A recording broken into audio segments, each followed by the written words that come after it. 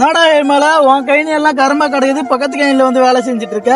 அண்ணா அதுவானே, போன மாசம் நெல் பயிர் வச்சிருந்தேனே, மழையால ஒட்டு மொத்தமா சேதம் ஆயிடுச்சுனே. பயிர் வைக்கிறது கூட கையில காசு இல்லண்ணே. அதானே பக்கத்து நேரத்துல வந்து கூலிக்கு வேலை செஞ்சுட்டு இருக்கானே. யோ உன்னை எங்கெல்லாம் தேர்றது? ஐயா சொல்லுங்க ஐயா.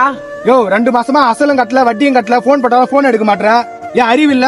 பணம் கட்டணும்னு லோன் வாங்கும்போது தெரியலையா? ஐயா மாசம் மாசம் கட்டதே கட்டியிருந்தேன். போன மாசம் நெல் பயிர் எல்லாம் மழையில பெரும்பாலும் சேதம் ஆயிடுச்சுங்க ஐயா. அதனாலதான் கட்ட முடியல ஐயா. அடுத்த மாசம் கட்டிடுறேங்க ஐயா. கட்ட முடியலன்னா லோன் எடுக்கிறீங்க? சோத்துல உப்பு போட்டு தானே சாப்பிடுறீங்க? வாங்கும் போது சார் வாங்கி தாங்க சார், சார் வாங்கி தாங்க சார் கெஞ்சி தெரியல நாய் மாரியா? ஐயா அடுத்த மாசம் கட்டிடுறேங்க ஐயா. யோ நீ 2 மாசமா இதே தான் சொல்லுகிற. உனக்குலாம் நாத்துக்கு பேண்ட் சட்டை மீசிய வயசுக்கு போய் புடவை கட்டிக்கியா?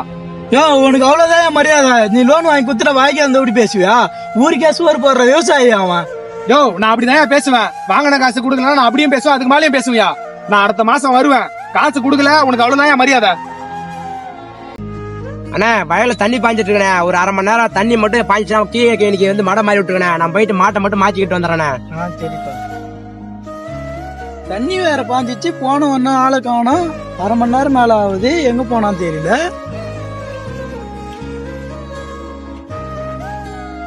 ஐயோ தம்பி அவசரப்பட்டேடா.